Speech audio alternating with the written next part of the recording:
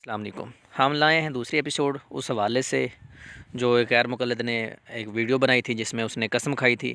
تو یہ دیکھیں، النہایۃ المقتصد کتاب ہے، اس میں وہ رفع دین کے حوالے سے کہتے ہیں کہ اختلاف ہے، پھر وہ عبداللہ بن مسعود کی روایت کو نقل کر کے کہتے ہیں کہ یہ روایت کیا ہے، حسن درجہ کی ہے۔ اس نے کہا نبی علیہ السلام رفع دین کے بغیر نماز ہی نہیں پڑھی، 3 بار اس نے ذکر کیا، جبکہ یہاں حسن روایت جو ہے صحابہ جو ہے وہ پہلی بار رفع دین کرتے تھے، اس کے بغیر پھر رفع دین نہیں کرتے تھے۔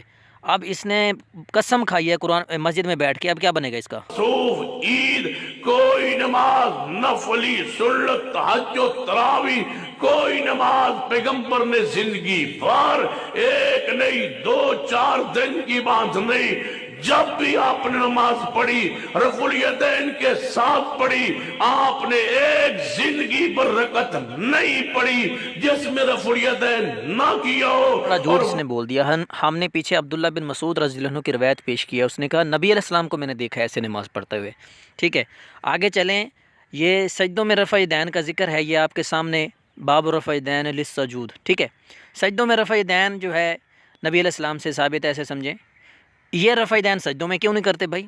اس کے بعد حضرت نافع سے یہ جو جز الرفع دین ہے کتاب، اس میں دیکھیں کہ حضرت نافع سے روایت ہے کہ ابن عمر ہر کسی کو ہر اونچ نیچ میں رفع دین کرتے نہ دیکھتے تو اس کو کنکریاں مارتے۔ یہ تو ہر اونچ میں رفع دین کرتے نہیں ہیں، یہ تو تقریباً 4 مقامات پر رفع دین کرتے ہیں اہل حدیث صاحب۔ اس پر عمل کون کرے گا جی؟ اس پر کون عمل کرے گا؟ ان حدیث پر کون عمل کرے گا؟ حضرت عبداللہ ابن عمر رضی اللہ عنہ کی جو روایت ہیں رفع دین والی، جہاں کہیں کس جگہ پہ 3 جگہ ذکر ہے، کس جگہ پہ 2 جگہ ذکر ہے، وہ تو روایات ہی مضطرب ہیں۔ اور پھر شرح مانی الاثار میں ان کا جو فعل ہے ان کے قول کے خلاف جا رہا ہے، آپ کس پر عمل کریں گے ہیں؟ یہ بھی اب آپ کے ذمہ ہے۔ آگے چلیں جی، شرح مانی الاثار میں 137 حدیث یہ جو جس پر ہم نے نشان لگایا ہوا ہے، اس میں دیکھیں، کہتا ہے رأیت عمر بن خطاب رضی اللہ عنہ یرفع یدیہ اولا تکبیرہ ثم لا یعد قال رویت ابراہیم و شعبہ۔ یہ مکمل دیکھیں کہ عمر بن خطاب رضی اللہ عنہ یعنی فاروق اعظم رضی اللہ عنہ بھی کیا کرتے تھے؟ پہلی تکبیر میں رفع دین کیا کرتے تھے، اس کے بعد رفع دین نہیں کرتے تھے، جبکہ وہ تو کہہ رہا تھا نبی علیہ السلام نے ایک بار بھی رفع دین کے بغیر نماز نہیں پڑھی، وہ بھی 3 بار کا ذکر کر کے کہہ رہا ہے۔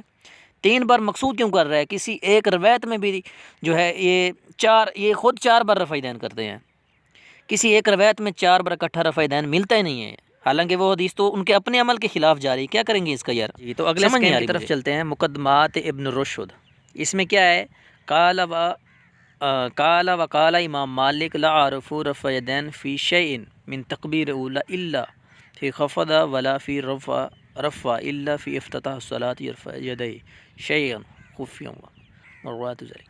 اب یہ دیکھ لیں کہ امام مالک رحمۃ اللہ علیہ کیا فرماتے ہیں، کہتے ہیں میں تو اس کے علاوہ رفع دین کو جانتا ہی نہیں مگر پہلی بار، یعنی پہلی دفعہ اول دفعہ جو رفع دین کیا جاتا ہے اس کے علاوہ تو میں رفع دین کو جانتا ہی ہوں۔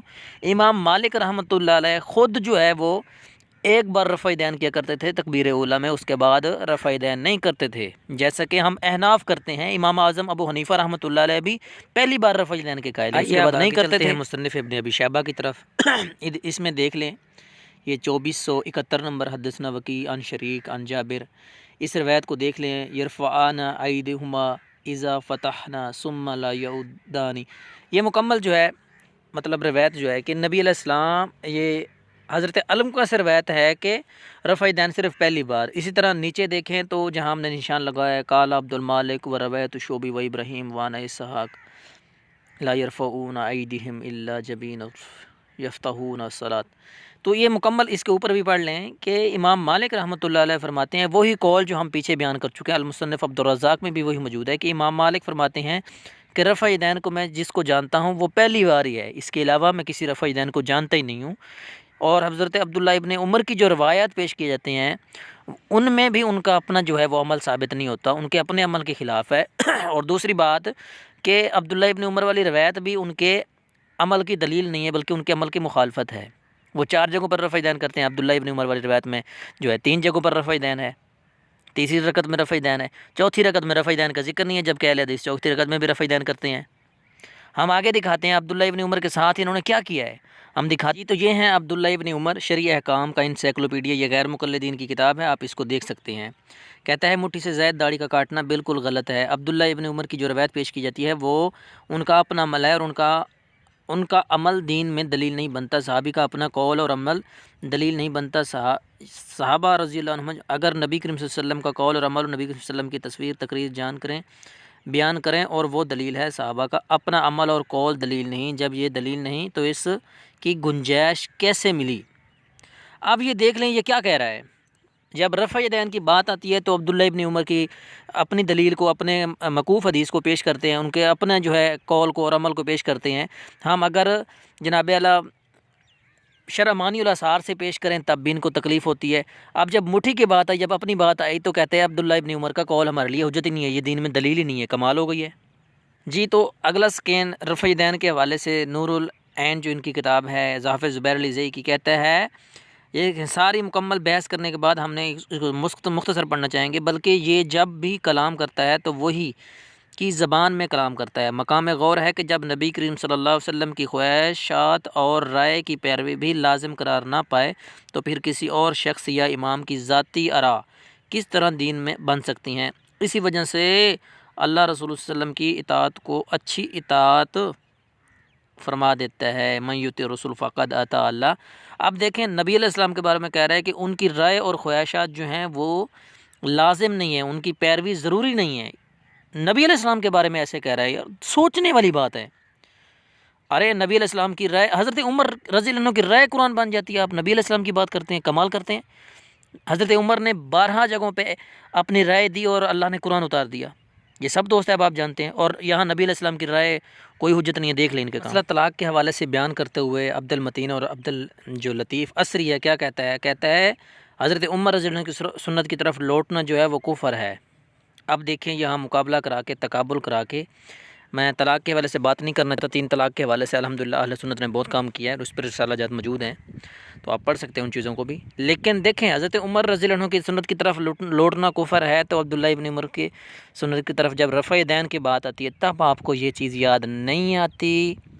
عبداللہ بن مسعود رضی اللہ عنہ جو ہے زیادہ فقی عالم دین عبداللہ ابن عمر سے، اور نبی علیہ السلام کی زیادہ صحبت اختیار کرنے والے ہیں، اور انہوں نے کہا کہ نبی علیہ السلام نے ایسا کیا۔ حضرت عمر فاروق رضی اللہ عنہ سے بھی یہ بات ثابت ہو گئی، لیکن تمہارے ہاں تو صحابہ کا قول اور فعل حجت ہی نہیں رہا، یہاں تک کہ نبی علیہ السلام کا قول اور فعل حجت نہیں رہا، تم لوگوں نے تو حدیث کا بھی انکار کر دیا۔ بتائیں ہوتا کیا ہے؟ نبی علیہ السلام کا قول جو ہے اور فعل جو ہے وہ ہوتا کیا ہے؟ حدیث نہیں ہوتی، اب اس کا بھی انکار ہو گیا اس میں۔ دیکھیں ان کے کام دیکھیں، یہ ہمیں نماز سکھائیں گے، ہمیں دین سکھائیں گے، جو خود دین سے باہر نکلے پڑے ہیں۔ اللہ اکبر کبیرہ۔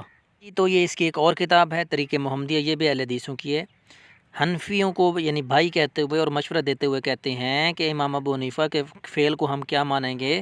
بعض مسائل میں تو فاروق اعظم سے بھی غلطی ہوئی ہے، واضح اور صاف صاف موٹے موٹے مسائل میں ان سے غلطی ہوئی ہیں، حضرت فاروق اعظم سے غلطی ہوئی ہیں، اور 1400 سال بعد یہ سیدنا فاروق اعظم کی غلطیاں سدھارنے آئے ہیں۔ کام دیکھیں ان کے، اللہ اپنی پناہ میں رکھے اور اللہ ان کے شر سے ہمیں محفوظ رکھے، آمین ثم آمین جی۔ تو اب آتے ہیں آخری بات کی طرف، نماز نبوی، یہ بھی غیر مقلدین کی کتاب ہے۔ کہتا ہے وہ لوگ جہالت کی دلدل میں پھنسے ہوئے ہیں جو ان کے خلاف زبان دراز کرتے ہیں، چونکہ امام اعظم ابو حنیفہ ائمہ سے ہیں جنہیں دین اسلام کی حفاظت کے لیے کوششیں فرمائیں۔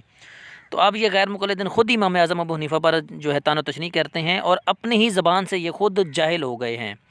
اور رفع یدین کے حوالے سے ہمارا موقف سن لیں، جو رفع یدین کرتا ہے ہم اسے بھی برا بھلا نہیں کہتے، اور جو نہیں کرتا ہم اسے بھی برا بھلا نہیں، ہم کسی کو برا بھلا نہیں کہتے، کیونکہ 4 ائمہ میں سے 2 رفع یدین کرنے کے قائل ہیں، 2 نہیں کرتے، ٹھیک ہے۔ ہم تو کسی کو برا بھلا نہیں کہتے، لیکن یہ طعن و تشنیع اور ہمیشہ تفرقہ بازی اہل حدیثوں کی طرف سے پھیلی ہے، اللہ ہمیں ان کے شر سے محفوظ رکھے، آمین ثم آمین۔